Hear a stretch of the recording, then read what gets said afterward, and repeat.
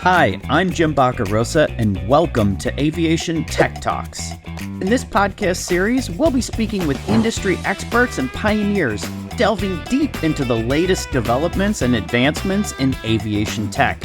From futuristic aircraft designs to cutting-edge digital solutions, we'll be exploring how technology is shaping the future of the industry. So buckle up and join us for an exciting ride as we take off into the fascinating world of aviation tech.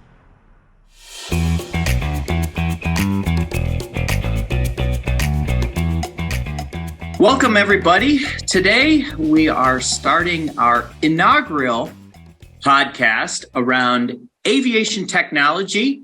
And today's guest is the amazing Mark Schulz, who I've known for a number of years from digital aircraft. And I thought, who better to start our podcast series with than the guy who has spoken with thousands of technology companies in the aviation industry and can give us his perspective on where we've come from and where we're going. So Mark, thanks so much for coming today.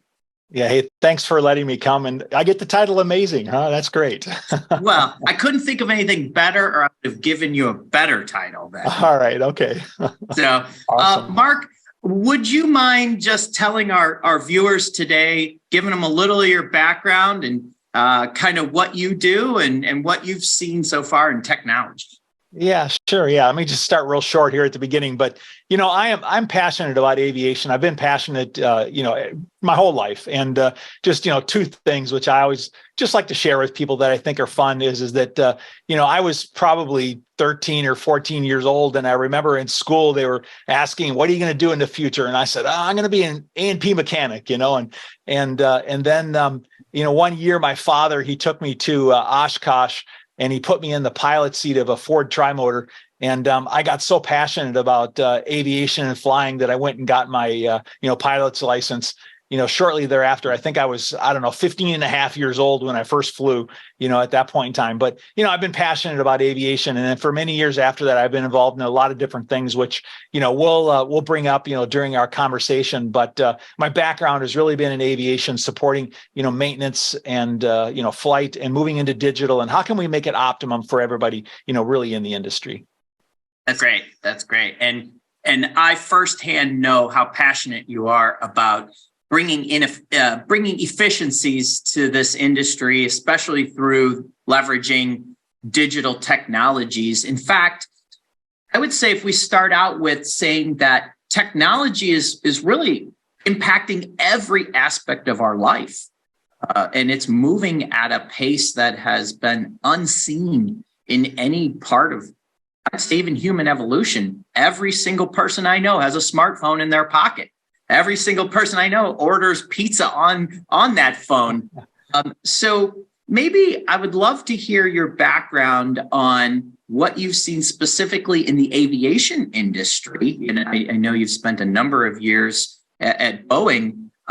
Could you tell us a little bit about your experiences in your career in the aviation industry where you've seen advancements in technology? Yeah, sure. Hey, listen, in order for maybe some understanding of what my background has been and why it's so important to me, let me start how I got into digital and kind of where I'm going, from there. But, I started working at McDonnell Douglas on military aircraft, right out of college. And I was actually working on airplanes during that time, as an A&P mechanic. And I began to look at digital and how can we really support that. And then I moved off to an airline in the north. I went to Northwest Airlines, now Delta. And when I was at Northwest Airlines, I really was focusing on, how do I put digital in place, at that point. And this was many, many years ago. And I managed technical publications and engineering and training and things like that.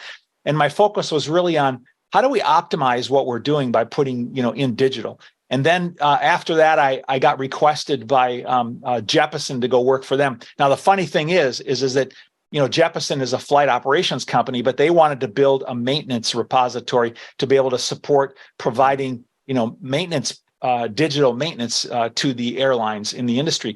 And we developed a digital system, and then sure enough, Boeing came in and purchased Jeppesen, and then they took the the product that we had implemented and merged it into Toolbox, which is the primary digital tool that's being used today, within the industry. And then I went off and worked for Boeing, and I was implementing digital.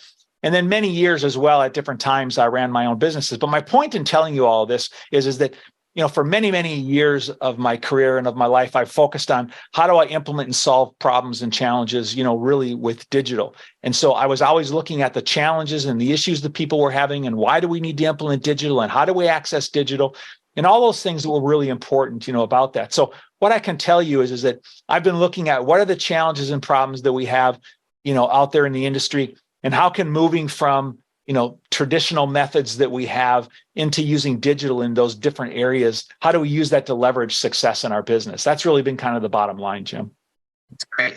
And you've seen, through the course of your career and running digital aircraft, a ton of advancements.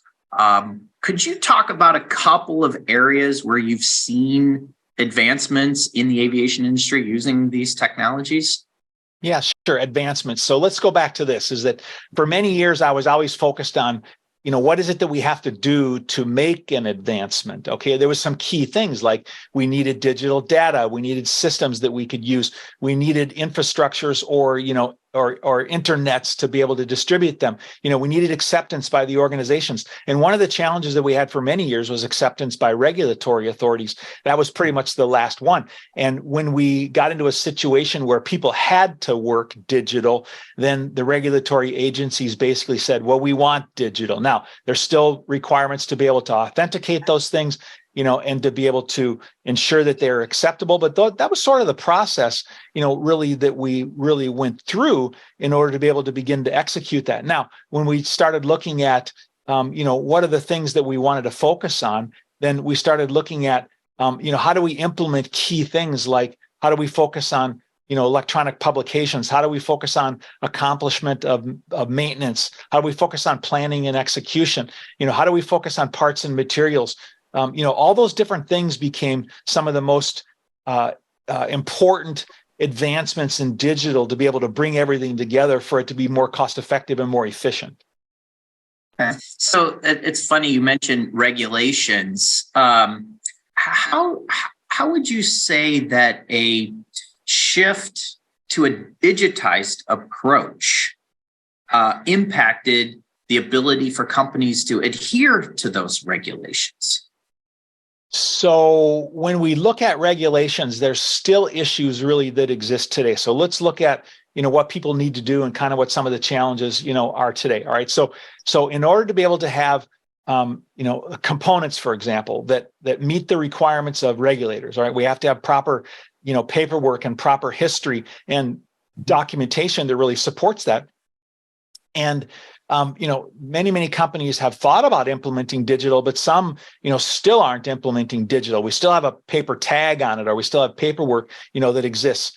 And what we found is that many times, some of that paperwork isn't complete, or it's valid, or we're missing things. And so, having a process whereby we can, accurately capture all the documentation and make it digital and make it, not able to be altered or changed, and that it's complete and comprehensive, is important. But also on top of that, we have to ensure that we don't have unauthorized components of that really exist. So you put all those things together and they really represent the need to be able to represent like components, for example. All right. But let me add one more thing to that. So recently I had an experience of working with an engine leasing company, for example.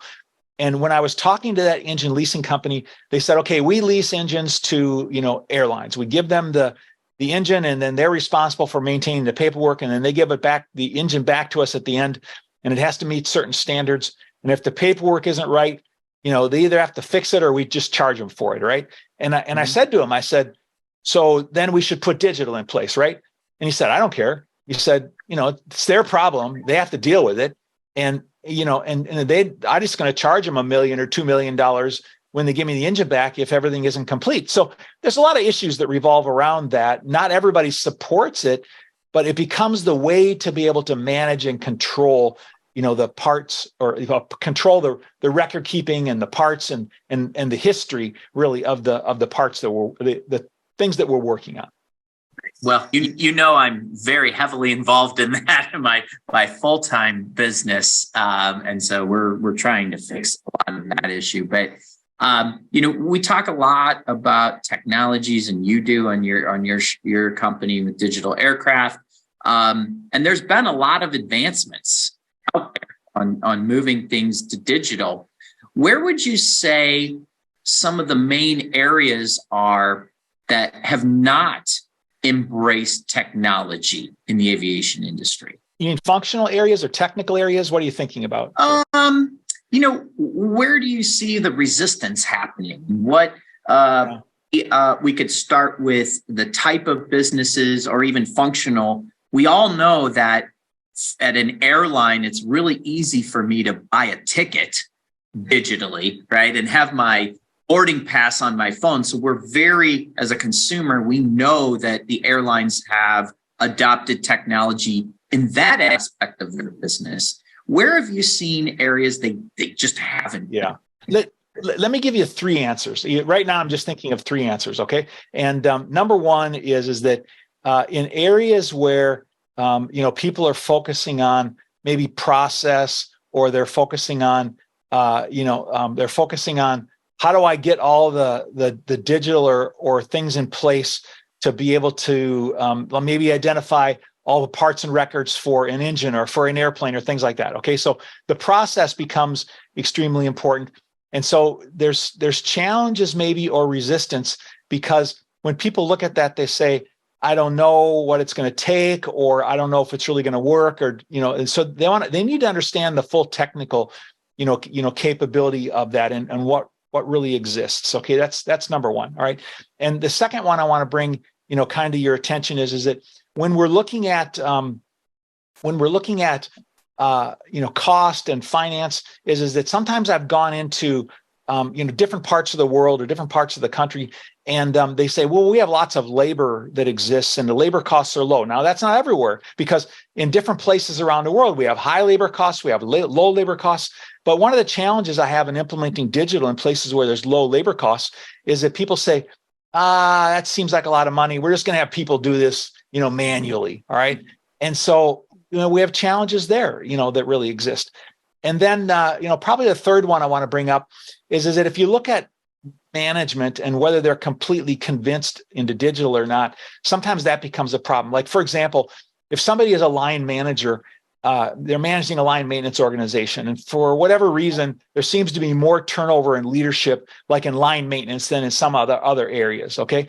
And sometimes people are looking at, how do I focus on successful execution of the line, and to change from a current process over to digital. Sometimes they say, I don't know what the impact is going to be, and things are moving so fast and hard, that we have to spend time analyzing it and looking at it, and they're a little bit resistant to doing that. All right. So what I'm going to say about all three of those things is that, why don't we look at history? Why don't we look at people that have implemented digital and the things that they've done and how they've been successful and where those implementations have been? And how do we model after that to be able to create success that will, number one, increase efficiency, number two, reduce cost, and really create environments and workspaces which can be more successful, in all those scenarios. Mm-hmm. And I think that revolution of digitizing and bringing digital technologies is happening.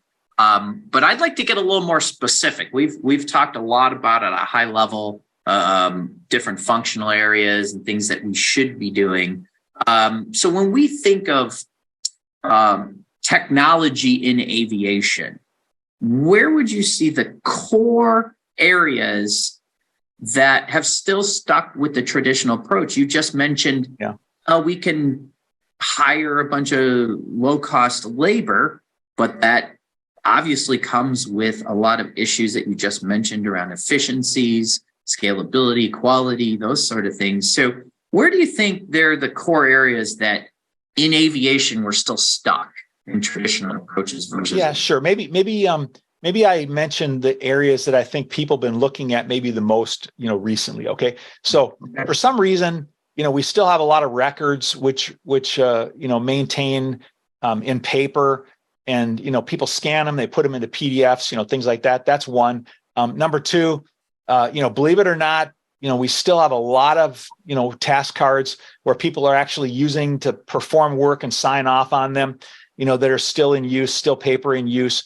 Number three, parts and materials. We have a lot of parts that are out there that, that haven't gone really into digital. And, maybe those being some of the key, places right now. We also have long-term planning and those different areas which have really become, areas which have real, strong needs. But and so the challenge really ends up being is that we need to find those areas which there's a lot of paper being done right now today, and the areas which need to have, further engagement and further activity on them. And what do we have to do to be able to make it efficient and make it accurate, and really complete? But those are some of the areas that I'm seeing that are problematic areas. So paper, records, parts, with those things, they're still being done manually. Well, why do you think that is? I know you mentioned, hey, we could get a low cost of labor, but that isn't everywhere. What would be some of your thoughts on why is that still happening? Sometimes it's resistance, and people have processes in place. I was overseas in Asia a couple of months ago, meeting with an MRO, and they took me around their facility and showed me all the different things that they do. They showed me their paper, handwritten schedules that they had on, bulletin boards, and and they were using paper task cards. And the reason they were showing me this is because they were looking at implementing some digital, solutions to be able to eliminate that. But I'm talking about like 2 months ago. And so, people have struggled with these things for many, many years. And, before we were involved in all the slowdown in the industry, 2 years ago, I believe that, 85% of the operators out there were using paper for accomplishing of, maintenance. People are trying to improve that or trying to change that. But, we really need to continue to focus on how do we, optimize our organizations and how do we improve them, whether we're looking at, digital records, or whether we're looking at, optimizing our execution, or whether we're looking at how do I find parts, how do I maintain regulatory authority. We need to be looking at those things and trying to make decisions on how we're going to implement digital to be able to execute on that. So obviously you and I are both very pro digitization and leveraging technology in the industry. But for those folks that are still resistant to using it, what would you say are some of the significant disadvantages of leveraging technology then? So maybe a couple things is that, number one is that we used to be able to kind of get away with it because there wasn't as much, demand for it, let's say at regulatory levels or, within the company. Just a couple of years ago, I was helping somebody return a lease aircraft, and we had to go through, I don't know, hundreds of boxes of paper and scan them and record them and, and put them away so that the aircraft could be returned, and it's a very, very demanding process. And so, everybody's looking at how can we optimize things, and having digital records, starts to enable us really to be able to do that. Not to mention the execution, of that. But I think that people look at those things and they say, what's preventing me, from doing this? And it's really because of some of the challenges that they see around them, or maybe the lack of demand, by the company or by the regulatory agencies. And what we're seeing is that it's becoming more demanding. In the United States, the U.S. government is in the process of moving all their records, over to digital, and the FAA is in the process of doing that. Now they extended the deadlines a little bit to what they were because of what's happening in the world, but it's still going to happen. They don't want paper, and so we need to have the same kind of a mentality that says, what are we doing to get rid of the paper? Because that just isn't, what the future process is. How do we deliver things accurately? How do we ensure there's no record, errors that exist? How do we maintain digital processes? How do we manage it? How do we protect it and control it? All those things are extremely important in our industry. So what would you say to those folks who are resistant when they hear all of those things, the FAA moving to paperless, MROs moving to paperless, and they have an argument of, no, don't go that way? What what are they saying? What are those people saying and why they're not embracing that?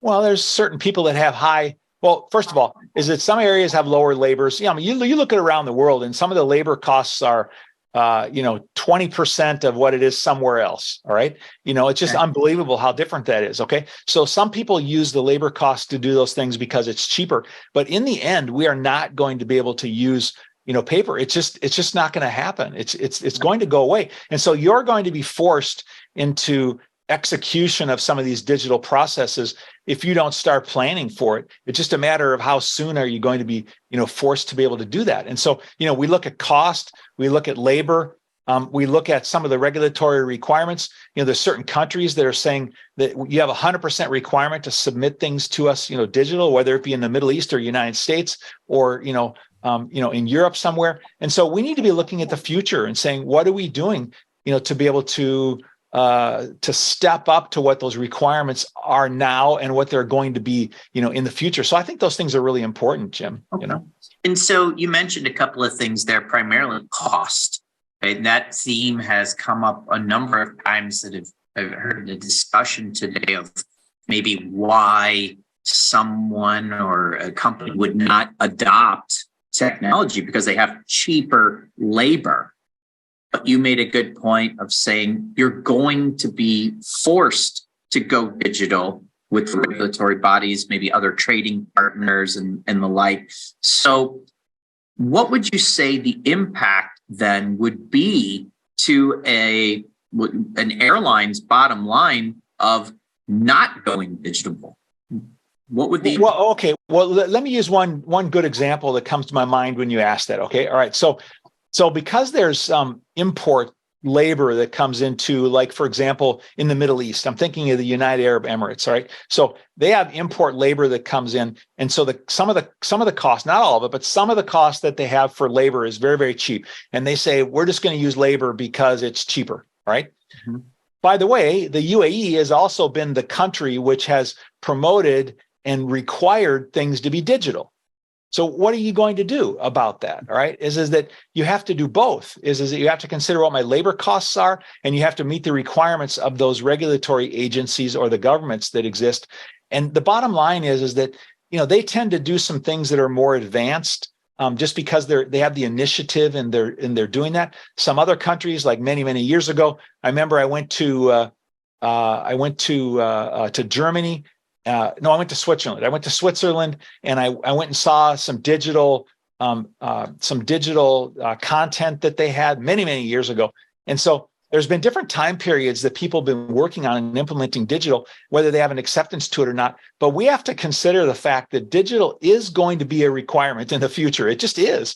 And even though we might have low labor in certain areas, we have to consider that. And so we need to be looking at that. Otherwise, you're going to find yourself in a place where your airline or your operation is forced to do something in a very short period of time. And it's going to cost you a lot more to be able to do that when you're pushed into the corner to make it happen. So some of your analysis there, predictions, is that digital is coming, technology is forcing these changes, and you should embrace it now, because if you don't, the impacts could be even greater in the future. Would you? Absolutely. Okay. Absolutely. Yep. So what kind of advice would you give to folks listening in, watching this podcast today, for people in the industry? What sort of advice would you give them to embrace technology and start preparing for this coming change? Well, and I'm not forcing you and saying that you need to implement digital, okay? What I'm asking is that what are the business problems that you have? You need to look at your business problems. And let's just say this, is that what's happening with your records? Do you hand a stack of paper back with the aircraft? Do you scan it into PDF? Should it go into something more advanced than that? How do you know that it's complete? And so you need to look at the business process and say, what's happening with that? Let's look at something else, all right? Is that, when you're looking at the records that go with parts, for example, how do you know they're complete? How do you know they're accurate? How do you know they're comprehensive? And so you need to be looking at the business processes that you have and saying, what do I need to do to ensure that those business processes are being executed on properly? I don't think you should go and say, I'm buying this technology and I'm implementing digital because I want digital. All right. Okay, I want digital too, but I'm looking at the business processes and what the cost is and how I'm meeting the requirements.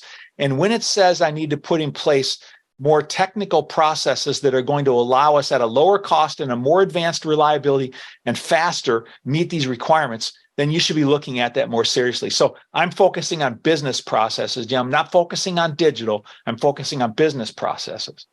And that's a great point. While everyone embraces technology, especially in your personal lives with the invention of the computer and the internet and streaming and mobile devices, those are not impacting our processes at work.